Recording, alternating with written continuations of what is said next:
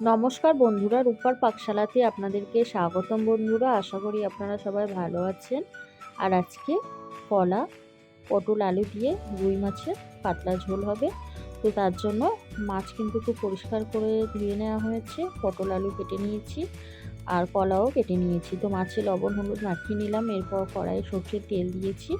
তেল ভালোভাবে গরম হয়ে গেলে মাছগুলো দিয়ে দেব। তো প্রথমে এইভাবে মাছগুলো দিয়ে একটু কড়া করে সময় নিয়ে লাল লাল করে মাছগুলো উল্টে পাল্টে ভেজে নেব। তো বন্ধুরা, এইভাবে প্রথম ব্যাচের মাছগুলো ভেজে নিলাম। এরপর বাদবাকি যে মাছগুলো আছে ওই একই পদ্ধতিতে মাছগুলো ভেজে নেব। তো এইভাবে পরের মাছগুলোও তেলের মধ্যে ছেড়ে দিলাম, দিয়ে আবারও ওরকমভাবে উল্টে পাল্টে একটু লাল লাল করে সব মাছ ভেজে নিলাম। নিয়ে একটি পাত্রে সব মাছ তুলে নিলাম। তো বন্ধুরা, বাদবাকি যে তেল আছে ওই তেলের মধ্যে প্রথমে পটলগুলো ভেজে নেব।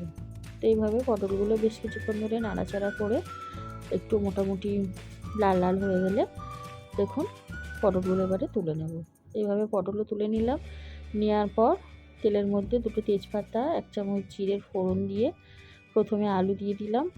তো আলুগুলো একটু হালকা ভেজে নেব। আর এদিকে কিন্তু কলাতে দাগ হয়ে যাওয়ার জন্য হলুদ মাখিয়ে রেখেছি। কলাও দিয়ে দিলাম। দিয়ে আলু কলা একসঙ্গে খুব ভালো করে ভেজে নিতে হবে। তো এইভাবে আলু কলা একসঙ্গে দেখুন খুব সুন্দরভাবে ভেজে নিয়েছি।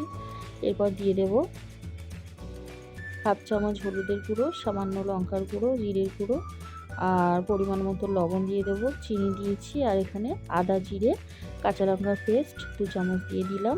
দিয়ে পটলগুলো ভেজে রাখা পটলগুলো দিয়ে দিলাম। দিয়ে আবারও খুব ভালো করে সব উপকরণ একসঙ্গে কষিয়ে নেব। এইভাবে নেড়ে চেড়ে বেশ কিছুক্ষণ ধরে সময় নিয়ে সবজিগুলো কষিয়ে নিলাম। তো এইভাবে কষিয়ে নেওয়ার পর বন্ধুরা আমি কিন্তু এখানে দিয়ে দেবো পরিমাণ মতো জল।